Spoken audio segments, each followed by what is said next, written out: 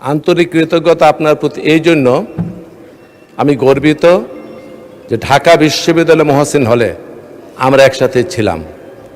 আপনাকে আমরা বলতাম স্লোগান মাস্টার। স্বৈরাচার বিরোধী আন্দোলনে আপনি স্লোগান দিতেন, আমরা সেই স্লোগানে অংশগ্রহণ করতাম।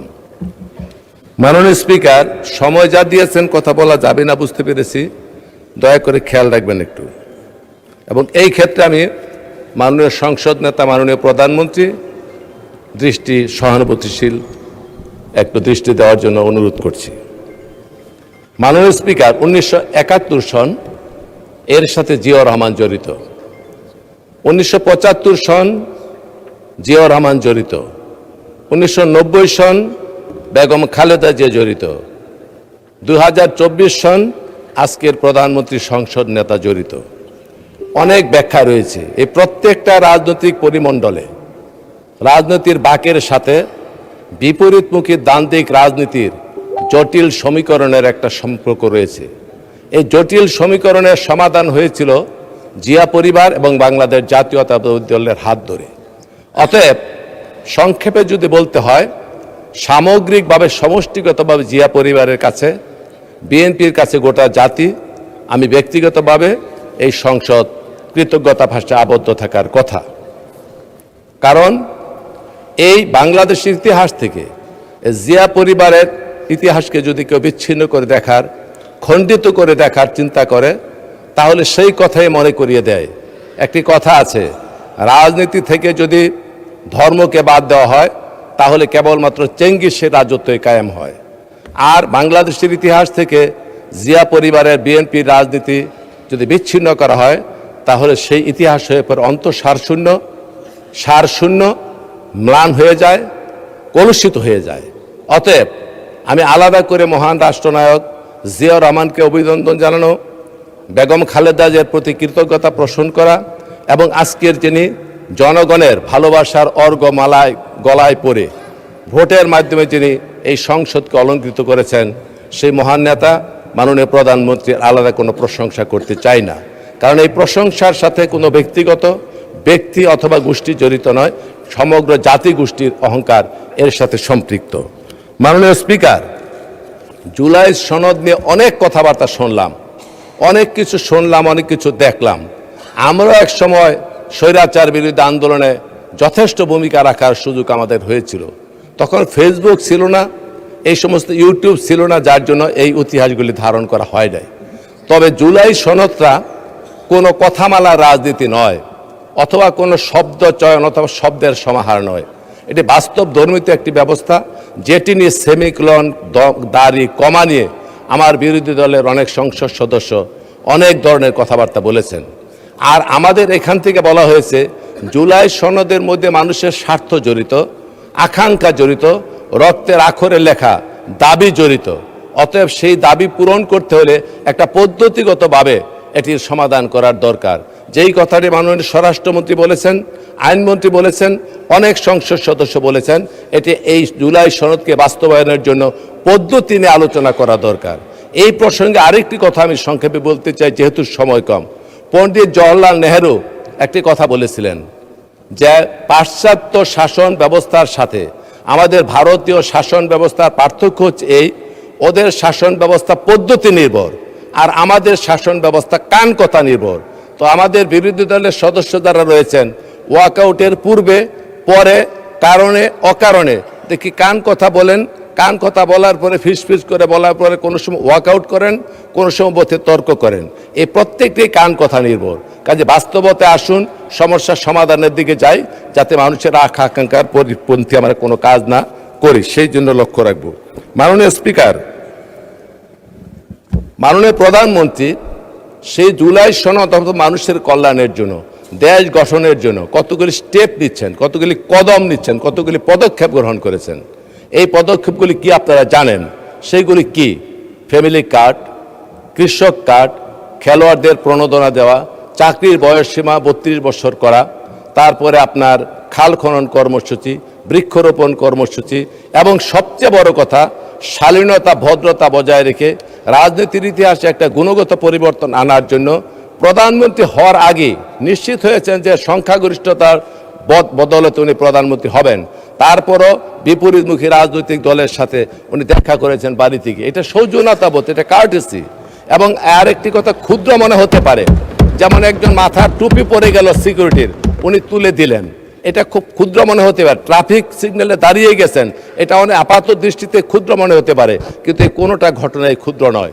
এগুলি কেবলমাত্র লৌকিকতা নয়, কেবলমাত্র লোক দেখানো নয়, এইগুলি মানুষের মনোজগতের পরিবর্তন করে, মনোজাগতিক পরিবর্তন করে মানুষ যাতে চলমান যে সমস্ত ধারা, যে সমস্ত সংস্কার রয়েছে, সেইগুলির পরিবর্তনে যাতে মানুষের হৃদয়ে নিশ্চিত ভালোবাসার মাধ্যমে পরিবর্তন হয়, তারই একটা অনুকরণ। আমি এই প্রসঙ্গে আরেকটি কথা বলতে চাই মানুষ স্পিকার, সেটি হচ্ছে মাও সেতুংয়ের কথা আপনারা শুনেছেন। 1934 সনে মাও সেতুং একটা লং মার্চ করেছিলেন সে চীনে, এবং সেটা 1 বছর লেগেছিল শেষ করতে। 10,000 মাইলের মতো তারা লং মার্চ করেছিল 1 বছরের পর্যায়ক্রমে। এই মাও সেতুং লং মার্চ শুরু করার পূর্বে একটি বক্তব্য দিয়েছিলেন। সেই বক্তব্যের মধ্যে একটা লাইন লিখেছিলেন, উনি বলেছিলেন 1000 মাইলের লং মার্চ তো শুরু হয় কেবলমাত্র একটি কদম ফেলে, অর্থাৎ একটা স্টেপ, একটা পদক্ষেপ গ্রহণ করে কিন্তু 1000 মাইলের লং মার্চ শুরু হয়। ঠিক প্রত্যেকটি বড় কাজের প্রত্যেকটা পদক্ষেপ আছে, এই পদক্ষেপগুলি প্রধানমন্ত্রী বারবার নিয়ে যাচ্ছেন, যেটিকে অবলম্বন করে আমরা বহুদূর পর্যন্ত যেতে পারবো। অতএব এইটাকে ছোট করে দেখার, তাচ্ছিল্য করে দেখার কোনো কারণ নেই। আর একটি কথা বলি, অনেকে আন্দোলনে যোগদান করেছেন, কখন করেছেন, কোন সময় করেছেন, কোন অবস্থায় করেছেন, কোত্থেকে করেছেন আমরা জানি। কিসের নিচ থেকে আসছেন সেটাও বলতে চাই না, সবাই জানে। কখন এসেছেন সেটাও জানি না। এই প্রসঙ্গে আমি শুধু ছোট্ট একটি গল্প বলে আপনাদের বোঝাতে চেষ্টা করব। মাননীয় স্পিকার, এক শিক্ষক ছাত্রকে বলছে এদিকে আয়তো, বলে জি স্যার, বলে ওই বাড়ি থেকে একটা দাও নিয়ে আন। বলে কেন? বলে আমি ডাব খাবো। দাওটা নিয়ে আয়, দাওটা কেটে ডাব খাবো। তখন বলে স্যার, এখন যদি ডাব কাটার জন্য ওই বাড়ি থেকে দাও নিয়ে আপনার দিকে আসি, মানুষ মনে করবে শিক্ষকের দিকে দাবিত হচ্ছে, দাও নিয়ে বেয়াদব করবে, সে বুঝতে পারবে না এই দাও আমি কেমনে আনি। তখন বলতেছে ঠিক আছে তুই আমি আনি। দাওটা শিক্ষক গিয়ে নিয়ে আসলো। আসার পরে বলে এখন গাছের উপর উঠে নারিকেল পেরে আমার ডাবটা খাওয়া। বলে স্যার, এত বেয়াদব আমি শিখেছি, আপনি গাছের নিচে দাঁড়ায় থাকবেন আর মাথার উপরে আমি দাও নিয়ে উঠবো, মানুষ করবো শিক্ষক দাঁড়িয়েছে নিচে, ছাত্র উঠছে উপরে মাথার উপরে, এটা স্যার সম্ভব না, এটাও ঠিক না। বলে ঠিক আছে, এটাও মানলাম। এখন শিক্ষক দাও আনছে, গাছের উপরে ডাবও কাটছে, পারছে।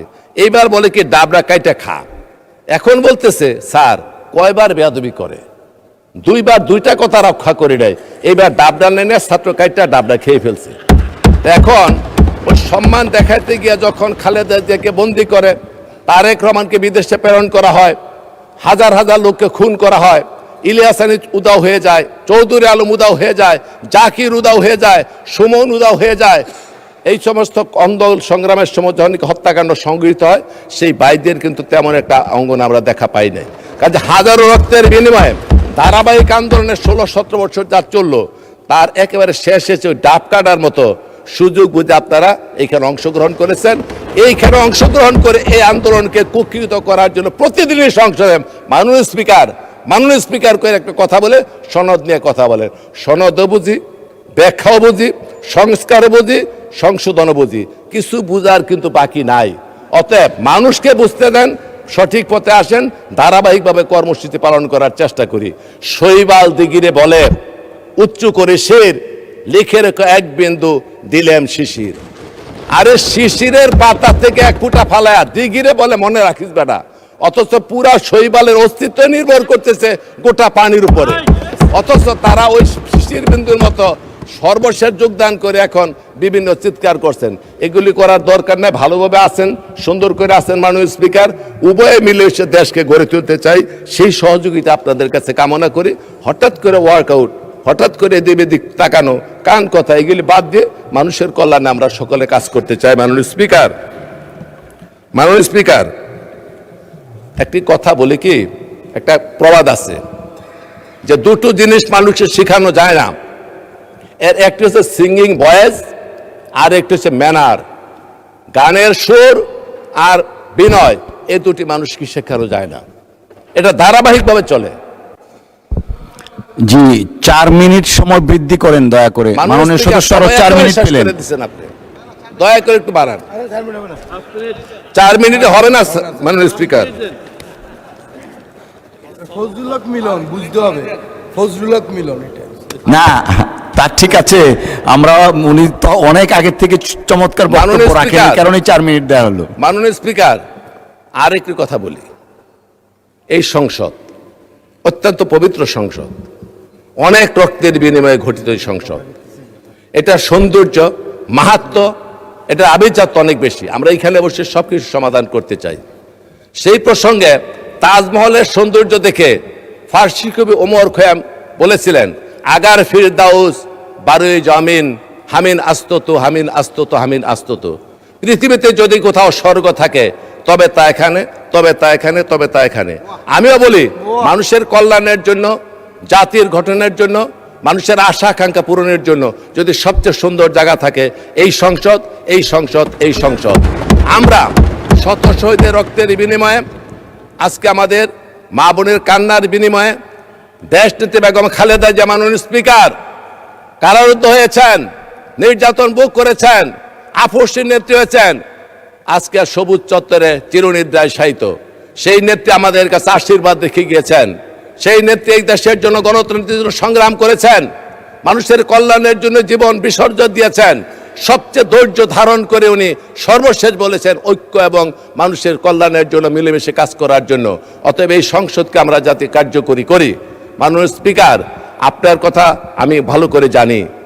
বিজয়ের যে পতাকা আমরা উড্ডীন করেছি সম্মিলিতভাবে পাহাড়ের চূড়ায়, বিজয়ের পতাকাটা পাহাড়ের চূড়ায় উঠে এটি অর্জিত হয় গিরিপথে, দুর্গম উপত্যকায়, উর্বী মুখর সাগর পাড়ি দিয়ে।